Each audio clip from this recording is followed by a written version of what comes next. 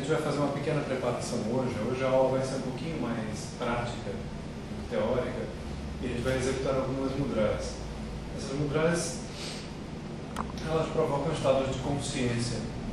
E elas estão separadas em duas classes distintas, que são a Samyukta Hasta Mudra e Samyukta Hasta Mudra. Samyukta é quando as mãos são juntas, e a Samyukta é quando as mãos não são juntas. Por que tem essa diferença, esse refinamento de dizer Hasta Mudras? Porque algumas escolas utilizam asanas com o corpo. Consequentemente, seriam outras mudras que não aquelas que a gente faz usando as mãos. Então, só para colocar essa diferenciação, né, só para estabelecer essa diferença entre mudras com as mãos e mudras sem as mãos, muitas escolas utilizam Hasta Mudras, para que as pessoas saibam de que mudras elas estão falando. Bom, então, como uma preparação para as mãos, a gente vai fazer o seguinte. Primeira coisa, estender a mão à frente, pegar, virar os dedos para trás, puxar a palma e os dedos para trás e fazer força para alongar o antebraço. Um trabalho simples, fácil, não doloroso, e vocês vão puxar não até escutar um barulho, até só alongar.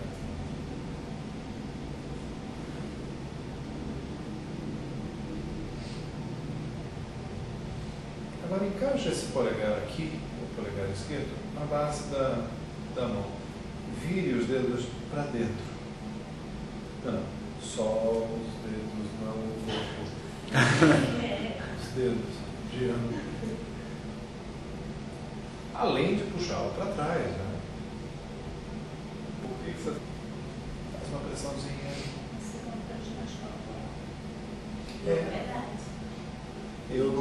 Toda vez que eu ia para empresas, eu dava esse conjunto de exercícios e a gente apelidava de Keyboard Yoga, que era na frente do teclado, né?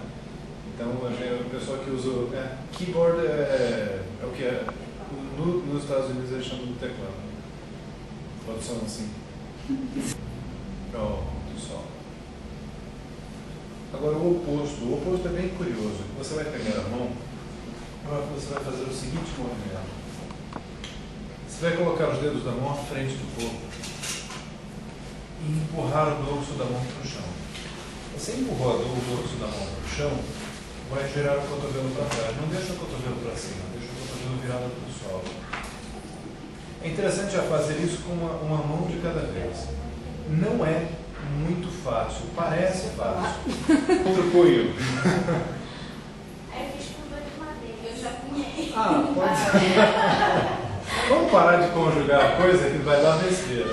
Então colocou aqui, gira. Aí vai girar. E aí para girar. É só não deixar a mão vir junto. Chega, encerra esse. Aí coloca a mão flexionando o punho, né? Desse jeito, os homens podem pular essa etapa, vai logo pegando o polegar e puxando. Então vocês vão pegar o polegar e puxar como se fosse um alicate. Ele fecha aqui assim. Aí você coloca o dedo no punho e fecha. Eu posso fazer só para os lados? Não, pode fazer. Assim? Não, estica aqui nesse filamento. Agora o outro lado. Se não ficar assim. Quem mais é bom? Ô crianças, segura o polegar, mantém. Agora vira o punho para trás. Já sabe, homens vão pulando esse detalhe, vai logo puxando o punho para de ver. Né? E aí puxa para trás. Eu quero que esse músculo palmar aqui alongue. Sente? Você puxa, aí aperta, puxa ele para o punho. Sente aqui, né? Basicamente. Aqui o pessoal se sentindo mesmo, né? O outro, a mesma coisa. Não dói nada, é só não forçar. Imagina, qual foi a última vez que vocês alongaram a mão? Você pessoas já alongaram fazendo esse exercício. Hoje eu pedi pra fazer assim. Nossa, tava bem invisível, né? Tava assim. Você pode desmorder os lábios? Pronto, gira, já pode soltar. Flexiona de novo o punho desse jeito. Puxa, dobra o dedo polegar, não dobrar aqui assim. Ah, então ele está aqui, você dobra assim, e aí puxa o dedo polegar para esse outro canto do punho. Até ele encostar. Nossa, né? Vai, outro lado. Esse já Ou já fizeram pro outro lado? já fiz, isso dói.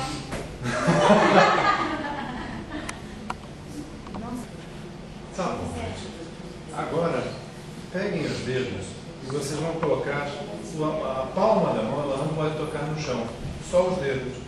E você vai empurrar essa parte da frente do dorso como se fosse uma parede, o mais reto possível.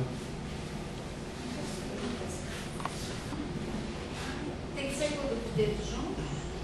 Não, pode afastar. Mas se for com os dedos juntos é melhor ainda. Como a Dani está, ele também está muito bem, ela. Tá.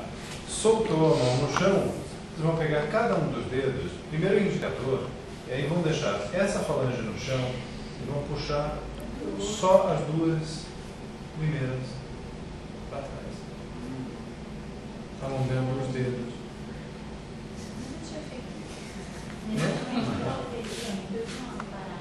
Quando você faz direitinho mesmo, você consegue um resultado muito interessante.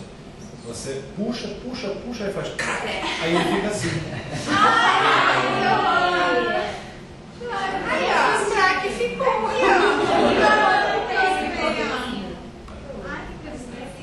É que vocês nunca alongaram desse jeito, né? Agora o próximo dedo. Aí você faz isso no indicador, no médio, no anular, no mínimo, eu sei o nome de todos eles. Lembra do falange, falanginha, falange?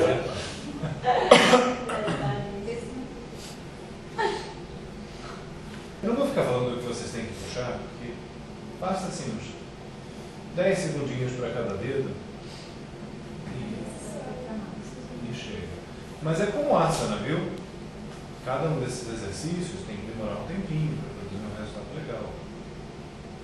Quanto mais tempo você fica, mais resultado legal você tem.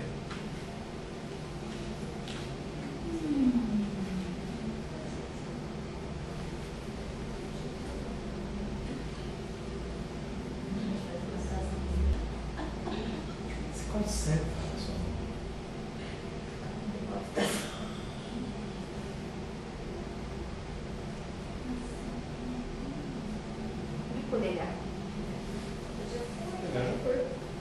De várias formas, assim, assim, assim, assim, assim, assim, tudo quanto é jeito, né? Aí, terminado, você contrai bem, fecha as mãos e mantém. O problema é que a gente tem que alongar sempre as mãos, porque todas as tarefas humanas, elas são de pinçamento. Você sempre está agarrando e puxando, agarrando e puxando. Quase nunca as pessoas estão alongando, estendendo os dedos para trás. Muita gente não consegue pegar os dedos e curvá-los além desse ponto. Os dedos ficam aqui assim. Então vai, passa para trás, ele não consegue, o dedo fica parado aqui, não consegue fazer isso. Tem que tomar cuidado também, gente, que os dedos não são feitos para terem essa curvatura toda para trás.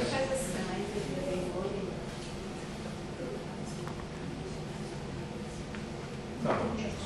Já brincaram? Então agora vamos fazer o seguinte. Flexione o dedo só o mínimo. Das duas mãos, né? Sem colocar a linha fora.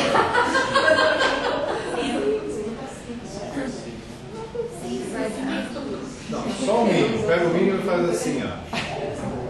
1, 2, 3, 4, 5, 6, 7, 8, 9.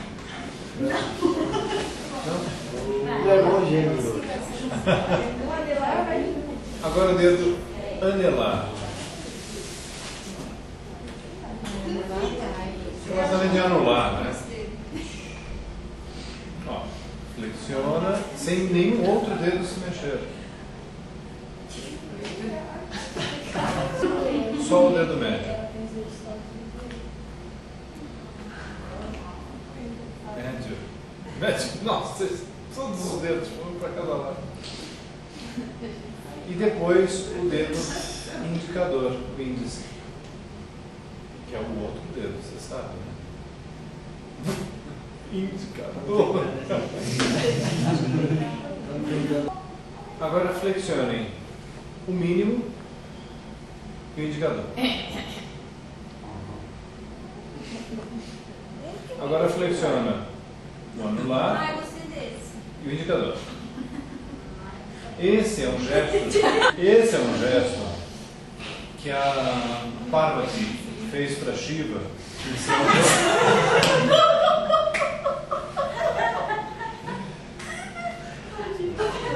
Esse é um gesto que fez para Shiva como um gesto de ofensa para ele, de indignação. Quando eles estavam tendo uma discussão, no meio da discussão ela fez esse gesto.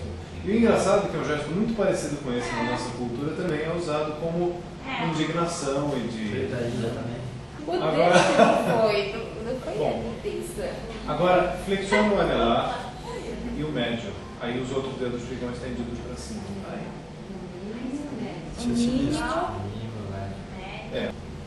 Afasta o dedo mínimo, faz uma força considerável com ele para fora. Não é para trás, é só para o lado. Afasta o meio e afasta o indicador. Depois, afasta o dedo mínimo e flexione o indicador.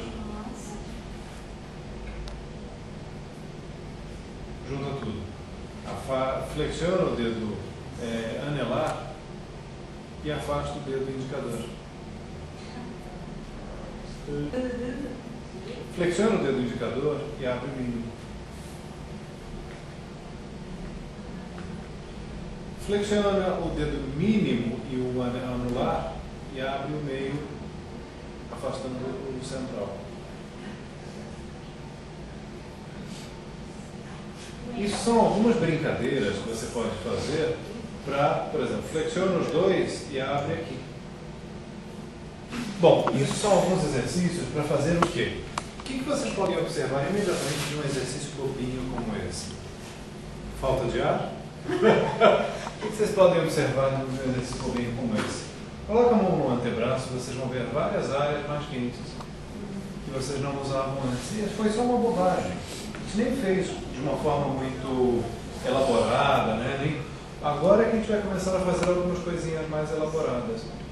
Então você mexe no dedo polegar, né? Faz assim, e aí você tem Ala Padma Mudra. Brincadeira. Então você vai. Não, meu dedo ele só. Mas faz faz o Ala Padma Mudra sem fazer nenhum tipo de movimento com o punho para cá ou para cá, senão vocês acabam lesionando o punho.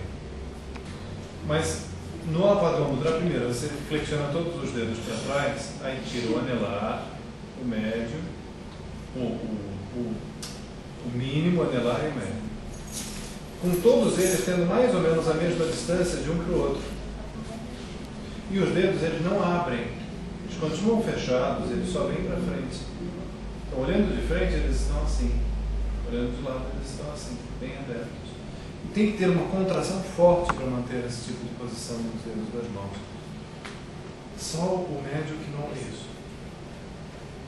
E evitem fazer assim, evitem fazer movimentos de rotação. Mantenha praticamente sempre o punho bem posicionado para não acabar tendo lesões nessa região aqui. Muito menos aqui. Né? Evitar fazer o Ala Padma Mudra assim e assim. Que é o que muita gente faz às vezes. Às vezes a pessoa faz assim, né? Com o punho torto. Então tem que tomar cuidado com isso. O punho está reto, aí a pessoa daqui fez isso. Estou girando o braço. O oposto dele.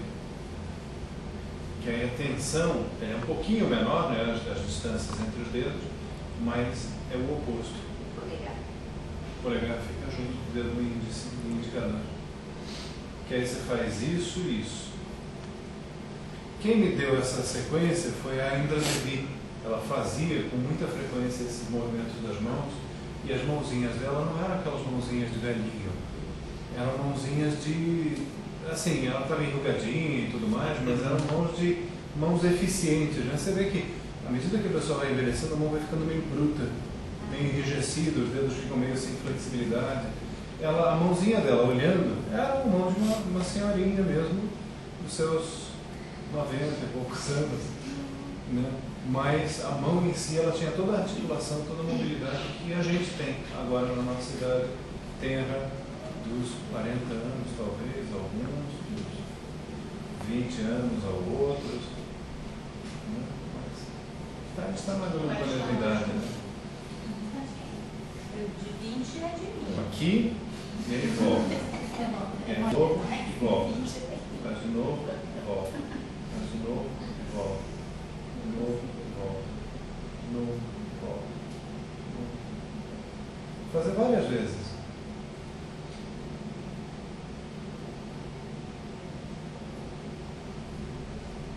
Vou pegar um lugar. Não. Terminou essa sequenciazinha bobinha, a gente vai fechar bem as mãos mais uma vez, tensionando o antebraço, contrair o máximo possível. Solta. O próximo movimento chama-se Urnanabha. Urnanabha é chamado de aranha, né? Que muita gente olha para esse gesto das mãos e olha como se fosse uma garra.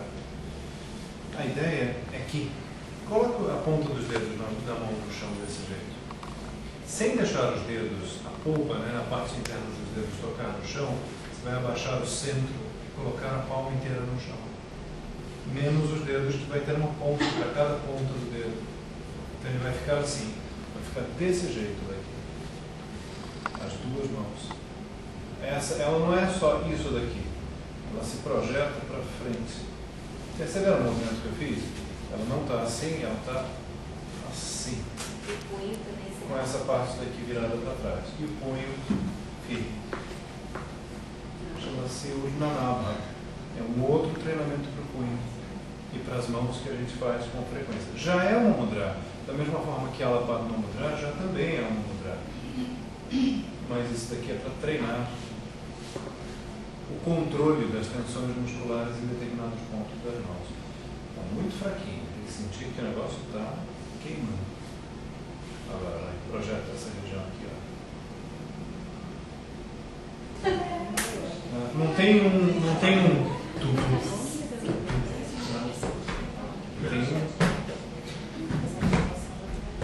Direto. Ela já está no chão. Percebem? Como se você fosse tocar essa região sem querer que os dedos tocassem no solo. Tem gente que consegue. Agora a gente vai dar início às mudras. A primeira mudra que a gente poderia usar dentro da prática de yoga. E como eu falei no início, existem os Asamyukta Hasta Mudra e o Samyukta Hasta Mudra. Asamyukta é quando as mudras não são juntas, quando as mãos não são juntas. E Samyukta Hasta Mudra é quando as mãos são juntas. O que quer dizer isso? Existem algumas mudras que você, por exemplo, no caso do Hamsasya, que pode ser feito assim ou assim, ele pode ser feito desse jeito ou numa composição com as duas mãos, que aí tem uma variação chamada Swastika Hamsasya Mudra. Tá? E ele feito sozinho, ele é assim ou assim. Eu gosto dessa variação aqui. Já vou explicar por quê.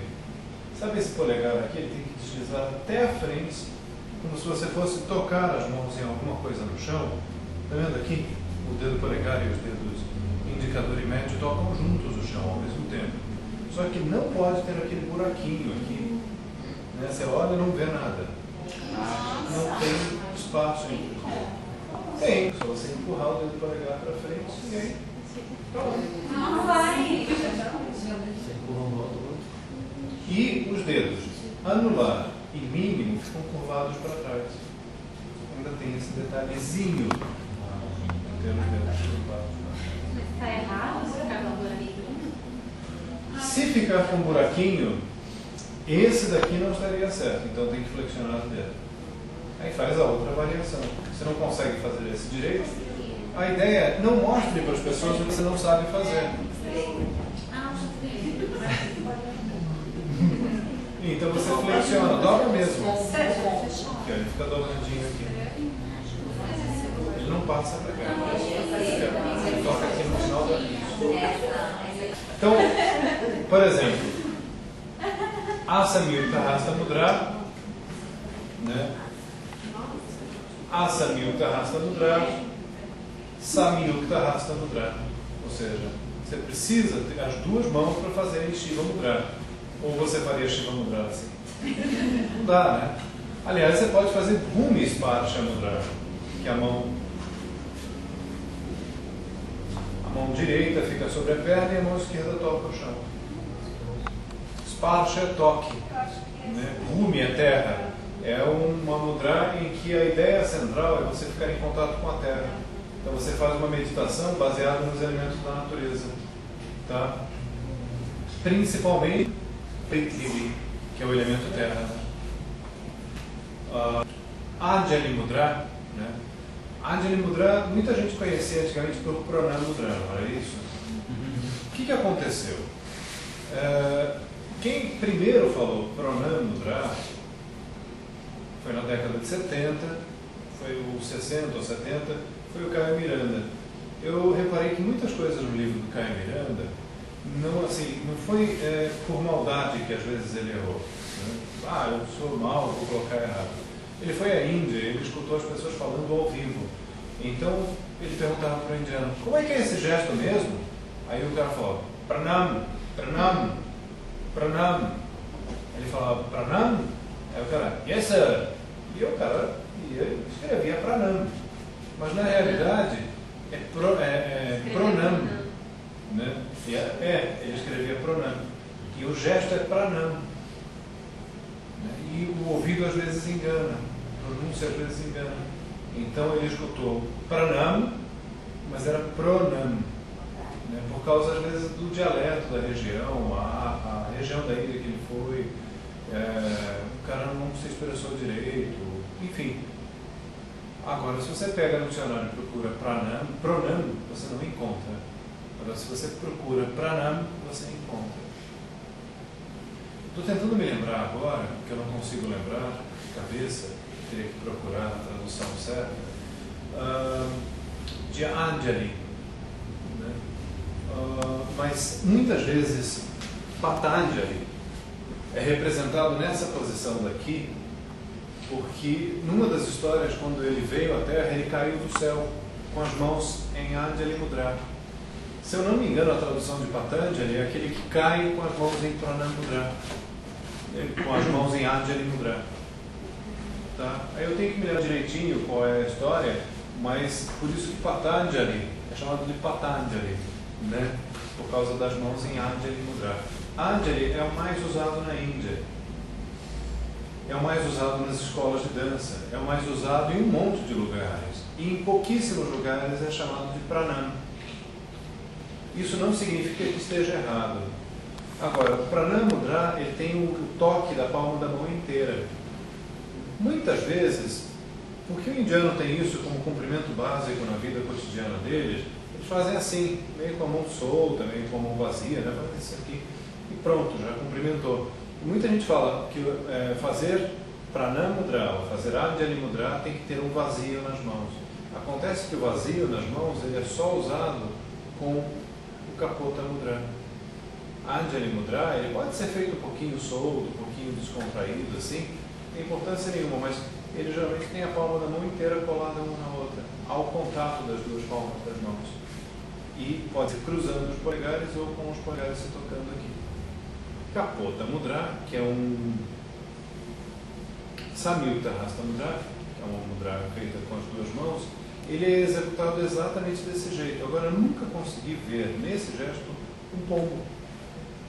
Aliás, para quem não sabe, Kapota é pombo, né? E Kapoda também é pombo, né? Ele sugere respeito, saudação, homenagem, elevação, transformação. e ele simboliza um embrião, algo que está por nascer, algo auspicioso, que está por acontecer, um segredo escondido, uma força concentrada. Então, muitas vezes, Kapota Mudra, ele é usado de uma tal forma que você imagina que algo está por surgir dali, como se fosse um útero. É mais ou menos daquele jeito ali, o útero da Carol, né? Está nascendo meu filho. Né? meu filho. Terceiro. O quarto faleceu. Mas assim, o terceiro. Né? Então, Kapota Mudra. E Kapota eu acho que eu falei, significa honra. Geralmente, Anjali Mudra e Kapota Mudra são utilizadas em púdias e em reverências. Eu vou seguir uma sequência que eu tenho aqui no livro, que aí eu consigo falar mais coisas sobre eles. Então, Anjali Mudra, gesto de saudação. Esse gesto de saudação, ele reflete uma coisa que existe na Índia há milênios. A Índia é um país de conflitos, é um povo bélico, é um povo belicoso. Então eles sempre estiveram ligados a conflitos de guerra armada, muitas vezes. E no passado, a mão que segura a arma, a mão que joga pedra, a mão que joga flecha, o arpão, o que quer que seja, é sempre a mão direita. Então, dentro da tradição ocidental, a gente tem o que nas Forças Armadas? A pessoa usa a mão direita para mostrar um sinal de cumprimento nas Forças Armadas, ou não? Então, quer dizer, ele está cumprimentando, ele não veio em sinal de agressão, né? Está mostrando a mão. Muita gente diz que isso veio da época das cruzadas, em que os cavaleiros levantavam o elmo para mostrar a face, e que mais tarde se transformou naquele movimento de tirar o chapéu, né, como cumprimento, né? Mas ninguém sabe. Isso são algumas teorias sobre como esse gesto da continência acabou surgindo dentro das Forças Armadas. E o indiano, o que ele fez? E se tiver um destro, não, e se tiver um canhoto no meio, né, ele joga com a outra mão, ele ataca com a outra mão, né? E esse negócio de vir e abraçar é muito perigoso. Contato físico para um povo guerreiro é meio complicado. Então, toques jamais. Então, o que eles fizeram? Segurar e apertar as mãos também é outra bobagem, né? Porque aquela mão não está, mas aí a outra mão... né? Então, a primeira coisa, uma distância, mostra as duas mãos, em sinal de não agressão. As duas mãos estão vazias, né?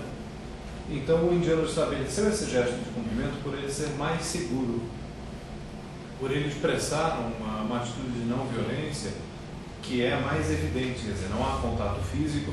Aliás, é uma coisa muito boa, né? Porque vocês sabem que a mão esquerda é usada para atitudes impuras e a mão direita é usada para atitudes puras.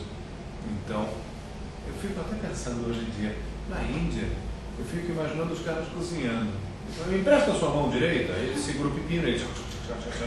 né? Ou não, ele usa com as duas mãos. Usa as duas, né? Eu fiquei pensando nisso a vida inteira. Eu falei, puxa vida, não tem papel higiênico. Porque eles usam a mão esquerda para coisas impuras, né? Então, fiquei imaginando, como é que eles limpam bem a mão para poder cozinhar, né? Bom, isso eu acho que você não precisa colocar também. Bom, aí, voltando ao tema principal, então esse gesto é um gesto de proteção.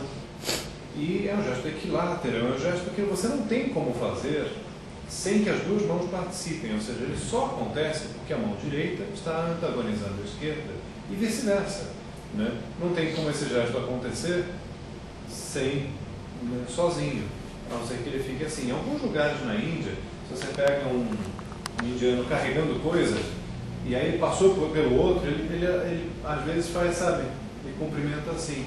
Isso eu já vi várias vezes. Mas não é comum. O comum mesmo é usar as duas mãos para fazer o cumprimento. E quanto àquela velha questão, existe a reverência ou não existe a reverência?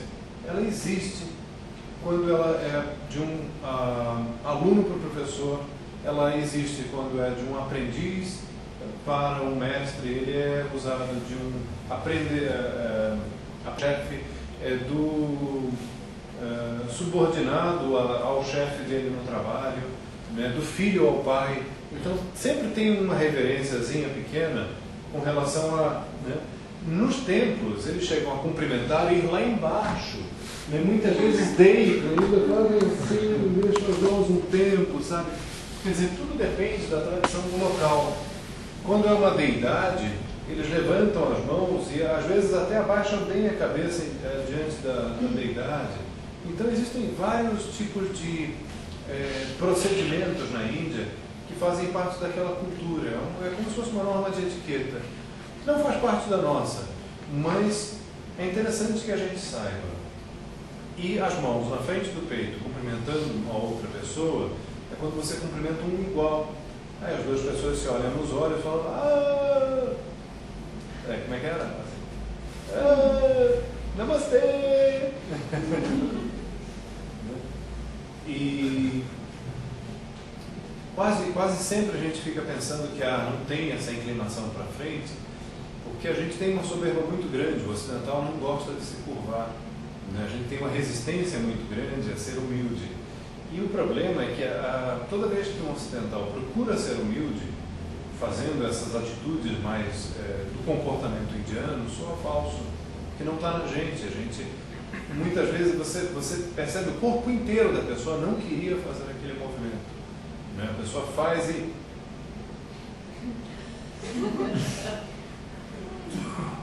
e dói, parece que dói fazer aquilo, não faz parte dela. Então, assim, dentro de uma sala de aula, muitas vezes a gente vai se cumprimentar desse jeito, mas fora da sala de aula, nada de me pegar no metrô, pelo amor de Deus. Ai, professor! Professor! Me cumprimenta, chega perto, né? A gente está no Brasil. Afinal de contas, você não vê um artista marcial, vem o discípulo dele e fala, professor, né? E ensina, né? O cara faz karatê, mas por que ele tem que cumprimentar como se fizesse outro cara? Isso não existe, né? Aí vem o cara que faz Kung Fu e fala, realmente não estranho isso. Então, dentro da sala de aula de yoga, tudo bem você cumprimentar e tudo mais. Bom, então esse a gente coloca como se fosse o primeiro gesto. Um segundo gesto, em grau de importância, é Shiva Mudra. Embora eu ache simplesmente que esse gesto é o mais importante, eu comecei com esse porque é o gesto tradicional da Índia, todo mundo usa. E, voltando um pouquinho atrás, antes de Shiva Mudra, está o Namastê. Né? Namastê vem de Namaha, né? Aí ele é conjugado de uma determinada forma, vira Namasya, né? Quando você fala Shivaya, né? Você está na realidade falando assim, que é relativo a Shiva. Entende? Shivaya, Shiva, Shivaya. Então ele é relativo a Shiva, esse Ya final, relativo a Shiva. Quando você, por exemplo, fala Namasya, né? Ele está relativo a Namah, ou Namaha. Tá? Namo é a mesma coisa. Então, por exemplo, você tem Namo Shivaya, né? É a saudação a Shiva. Namaste, te é a você. Então, assim, saudações a você. Poeticamente, Tem uma religião que usa esse gesto falando namastê. cara, não chega a ser errado. A gente não vai ficar de implicância com os outros. Não chega a ser um erro, tá? É que, assim, geralmente o que acontece? A Índia inteira, em todos os lugares, cumprimenta uns aos outros, eles se cumprimentam falando namastê. Porque é o jeito que eles se cumprimentam. Ali, ou eles falam namastê, ou eles falam namaskara. Namaskar, né? Namaskar. Que é a mesma coisa, né? E é curioso assim, quando você vai mesmo nos ashrams, em alguns momentos se cumprimentam lá dentro falando namastê, mas em alguns procedimentos típicos da escola, eles se cumprimentam com um cumprimento típico daquele ambiente. Então, por exemplo, se você está no Shivananda Ashram, muitas vezes eles terminam a aula fazendo Om. Não é esse Om que a gente faz aqui, que a gente vai precisar depois de um apêndice de 15 minutos para terminar o exercício, né? virou um exercício.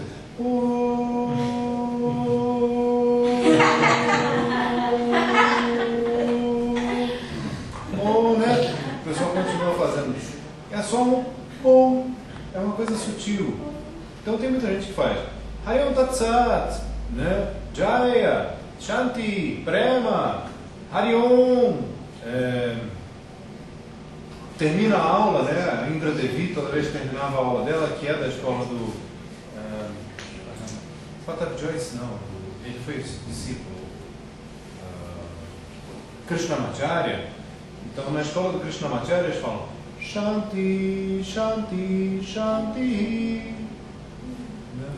Então tem um monte de formas de se cumprimentar que é típico da escola de yoga. Namastê é o povo inteiro que faz, em qualquer momento. Algumas escolas têm cumprimentos mais longos, por exemplo, algumas escolas shivaístas falam Shivoham. Shivoham. Shivoham significa eu sou o Shiva. Meio prepotente, né? Mas é uma forma de se cumprimentar, porque naquela escola especificamente a ideia é você, eu não vou me transformar. A ideia é que você já é. Então você não tem como chegar em algo que você já é. Então a metodologia deles é fazer as pessoas se conscientizarem através de uma análise constante da realidade em todos os momentos do dia, falando que você já é, até o momento que você acredita e realmente vira. Entende a relação deles? Que você não vai chegar ao Samadhi. Eu já estou em Samadhi. Eu só tenho que tomar consciência disso, é a única coisa. A relação deles é um pouco diferente. Porque assim, não é um estado que você entra e sai. Né? É um estado que você já está e você só precisa quebrar essa ilusão de que não está no estado de Samadhi. É mais ou menos isso, entende? Até um método inteligente. Que você fica o tempo inteiro batendo na cabeça da pessoa e falando, você já é, você já está, você já, né? Você não vai se tornar, você não pode se tornar algo que você já é. Entende? É um paradoxo. Então é uma metodologia também, é uma maneira de pensar. Né? Shiva Mudra é um gesto que também é utilizado demais em várias escolas e ele se reporta a Shiva, que foi o criador do yoga. Bom, Shiva Mudra é um gesto inteligentíssimo, ele corta a motricidade. Simplesmente você coloca as mãos assim, elas ficam vazias, sem nenhum tipo de atividade. Então, em algum momento as pessoas falaram, bom, tem um reflexo muito grande entre mãos e cérebro, mãos e cérebro se estimulam mutuamente. Quando você fica com raiva, as mãos ficam manifestando raiva. Se está tranquilo, as mãos ficam tranquilas. Está nervoso, as mãos ficam tamborilando. Está contando mentira ou não quer que as pessoas saibam o que você está pensando, você está tímido e enfia a mão no bolso. Né? Também sobe com as mãos. Quer dizer, você tem atitudes com as mãos idênticas às atitudes que passam pela sua cabeça. Aí alguém pensou, e se a gente fizer o oposto? Fizer gestos com as mãos para chegar a estado de consciência? Então muitas dessas posições das mãos, elas influenciam a cabeça a entrar naquele estado de consciência específico. E Shiva Mudra, eles falaram assim, bom, as mãos agitam o cérebro, tanto quanto o cérebro agitam as mãos. Então vamos deixar as mãos paradas. Agora se eu chego para vocês e falo, olha, o objetivo é deixar as mãos paradas, tá? Agora vamos fazer o resto dos exercícios. Ninguém faz, porque tem que ter alguma coisa a mais do que apenas você falar para a pessoa deixar a mão parada. Então tem que ter um porquê, né? Então, olha, vamos fazer Shiva Mudra. Por incrível que pareça, esse gesto é um dos mais significativos do yoga. Vocês já repararam que aquela posição física, que é muito feita no Hatha Yoga, que é chamado Matsyendrasana, recebe o nome de Matsyendra, do Matsyendranatha, que foi o mestre de Gorakshanath, que deu início ao Hatha Yoga. Por que isso? Só se homenageia um exercício quando aquele exercício é extremamente significativo. Então, quando você homenageia com o nome de Matsyendrasana a posição de torção, é porque torção é muito importante. Torções e flexões para frente sempre são muito importantes na prática do yoga. E uma forma deles darem uma dica de que aquela posição é importante é falar, essa posição é a posição de Matsyendra. Essa posição das mãos é a posição das mãos, é a Mudra Shiva. Então, é um recado para as pessoas para falar, isso é importante. Não é só o fato de Shiva ter ou não ter feito. De repente, ele nunca fez. De repente, Shiva era realmente uma entidade. Entende? Tem que deixar a cabeça aberta para qualquer uma dessas possibilidades. E a possibilidade indiana mais comum é Shiva era uma entidade, Shiva era um deva. Há outro ponto de vista que não seja esse para o indiano. Ele não era um homem, não viveu, não morreu, não transou, não teve filho. Apenas na mitologia, apenas na história que é contada sobre Shiva, ele tem esse perfil, mas assim, não é um homem, não é um ser vivo, é um deva. Agora, para a gente que é ocidental, não entra isso na cabeça de jeito nenhum que o yoga tenha sido criado por uma inspiração divina que foi ou não trazido por Shiva, mas que foi trazido do nada. Então a gente fica elucubrando a possibilidade a primeira pessoa ter criado o yoga. Alguém foi o primeiro. Então quase sempre quando a gente faz Shiva Mudra, de certa forma eu me reporto a esse primeiro que fez. Porque essa é a minha parte ocidental, esse é o meu raciocínio lógico, que toma conta de mim todas as vezes que eu vou fazer a prática de yoga. Mas por outro lado, por eu ter lido uma bagatela enorme, uma tonelada de livros de mitologia, eu também me lembro de uma série de histórias da mitologia e paralelamente eu acabo fazendo duas coisas juntas, coisas que o indiano não faz. Ele faz Shiva Mudra, e Shiva Mudra para ele só tem uma conotação. Para mim ela acaba tendo uma conotação dúbia, porque eu, cabeça dura, não consigo pensar como indiano. Mas é um problema meu, porque eu tive uma criação ocidental.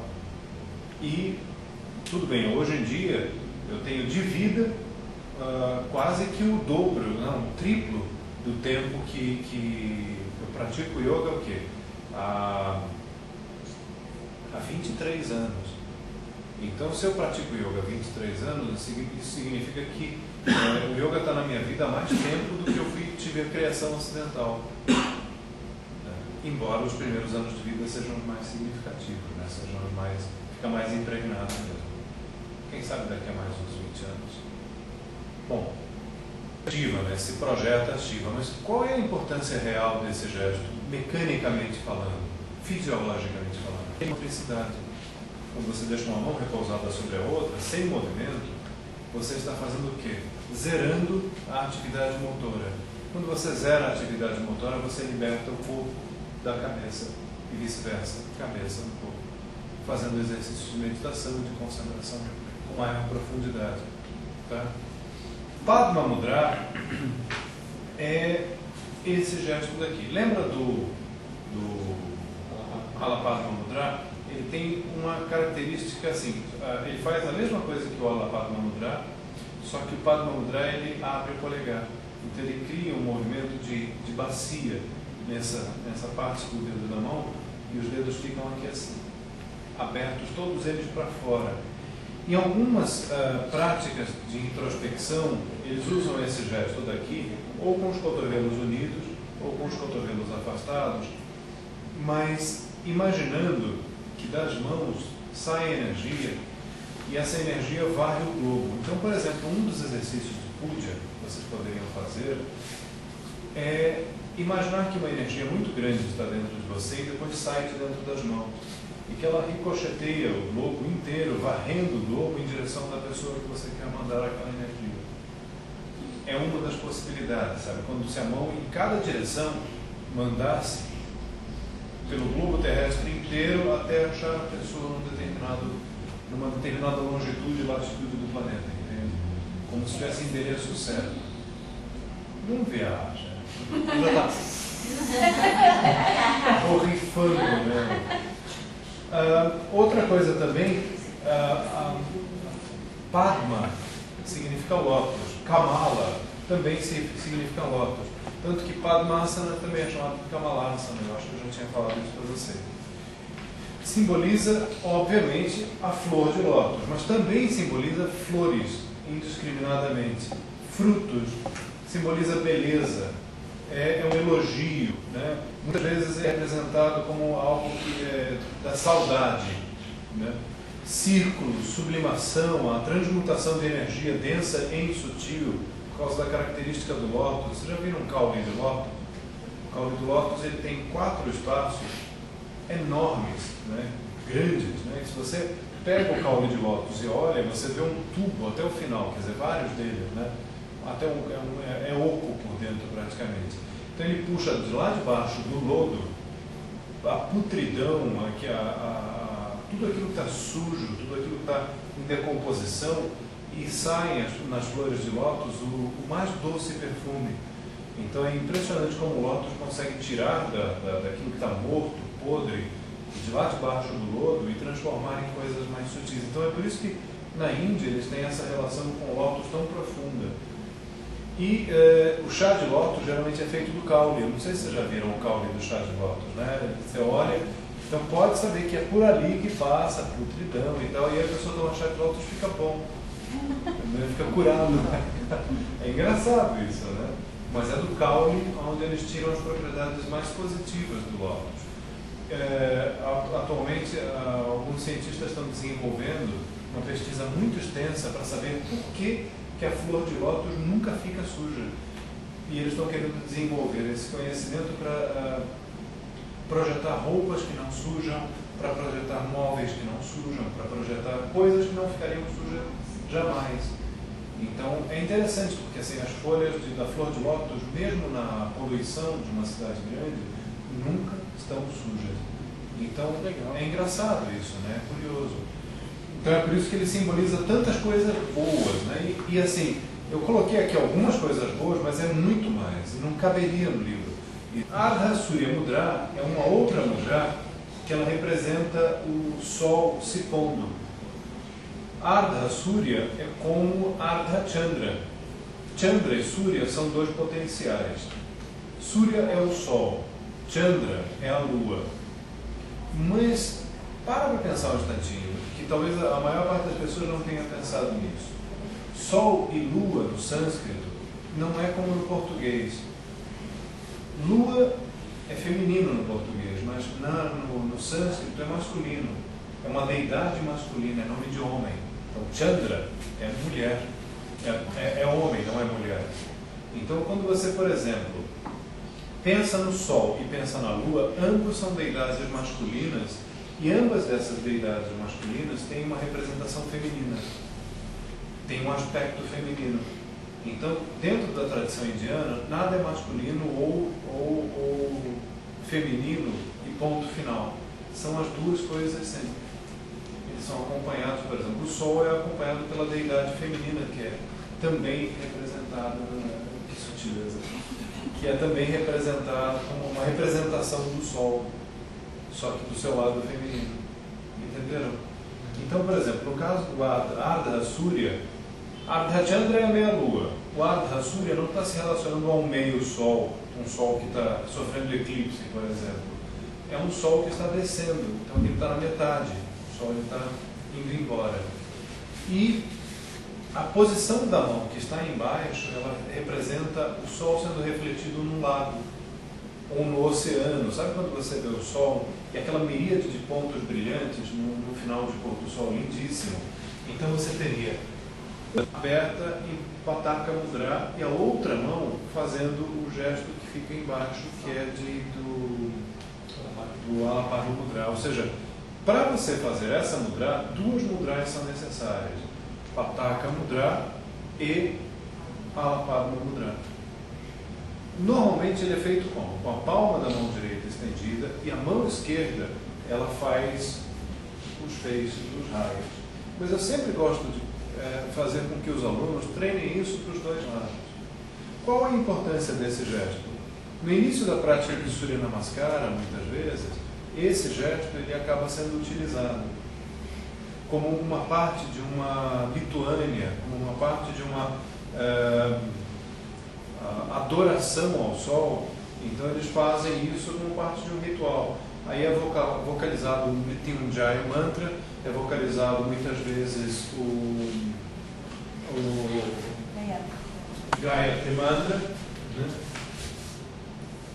E aí é vocalizado o Gayatri Mantra. Eu já queria fazer isso há muito tempo, desculpa, tá? Tirei todos os acentos. Então, Não é nenhuma paranoia, não, porque não tem mesmo. Né? Mas assim, o Gayatri Mantra também é vocalizado antes. Muitas vezes eles colocam água na mão junto com sândalo e pétalas de rosas, e aí fazem todo um conjunto de vocalizações e fazem essa oferenda ao sol antes. Aí depois vem a prática do Surya Namaskara com seus mantras. Cada posição do Surya Namaskara com mantra. Então, um dos gestos que é utilizado como mudras, que expressam esse contato com o sol, é essa daqui. Essa mudra do Ardha Surya Mudra. Tá? E aí, o que a gente tem nela? Representa o sol que nasce ou o sol que se põe sobre as águas do mar, ou sobre um rio. Né? Sugere início, nascimento auspicioso, evolução, crescimento, origem, manifestação. É o arquétipo do sol que ressoa em nosso profundo eu, com atributos de vida, força geradora, poder e iluminação. Tá? Então, assim, ele tem essa representação dúbia, né? Porque a Ardha Surya Mudra pode ser tanto o sol que nasce, como o sol que se põe sobre as águas. Esse polegar, muitas vezes, na dança indiana, ele faz algo que eu no karatê nunca consegui, que é ter ele literalmente assim, mas tudo reto e só esse dedo flexiona para cá. Eu consigo no máximo aqui. E olha que eu treino há anos e o dedo nunca faz o que eu quero. Vayu Mudra, Vayu é vento, né? E existe um conjunto de movimentos das mãos que eles fazem para mostrar Vayu. Como é que você vai produzir Vayu, que é vento? É fazendo movimentos com as mãos. Só isso. Aí tem movimento. Você sente o movimento do ar, né? A gente, muitas vezes, como a gente faz esse exercício? A gente pode usar para tomar consciência do nosso espaço vital, e é um dos recursos mais utilizados em danças indianas que estão relacionadas com Shiva. Hamsa Mudra é um outro gesto diferente, que ele é feito com a mão direita também aberta e com a mão esquerda aqui na frente em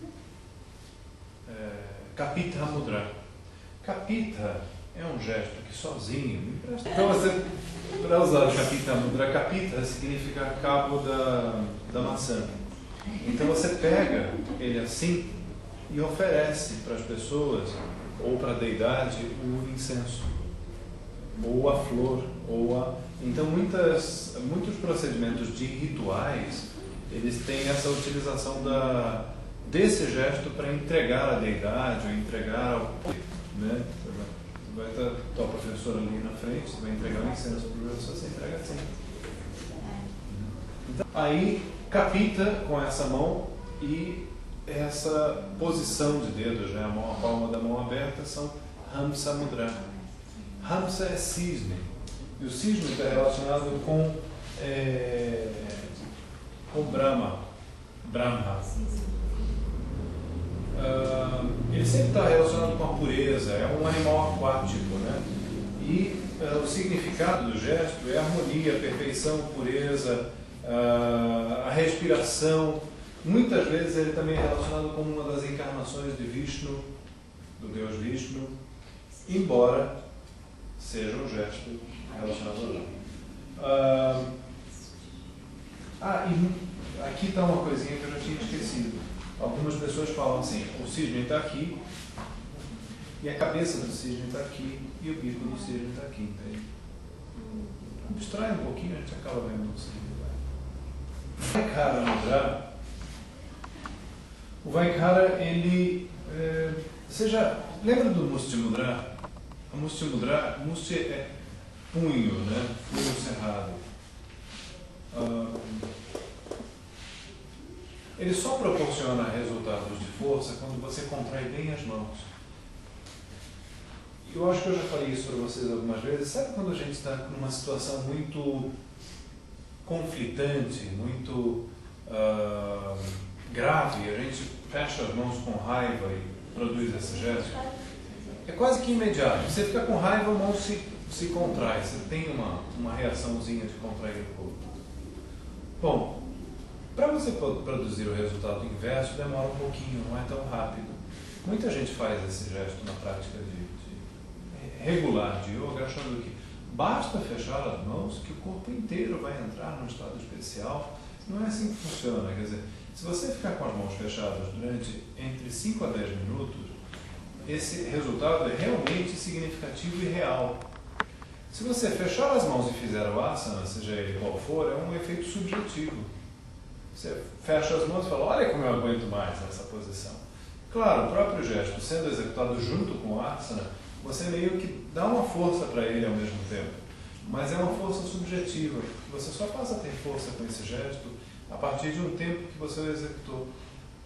Você precisa manter a mão tensa tempo suficiente para ela contrair e irritar o sistema nervoso para proporcionar aquele estado de força. Então, assim, você manifesta não raiva, mas quando você faz tempo suficiente no Musti Mudra, o que ocorre? A pupila se dilata, a face fica mais rubra, os batimentos cardíacos aumentam um pouquinho, a pressão sanguínea aumenta. Isso, fisicamente, isso de uma forma real, tá? Não ilusória. Por quê?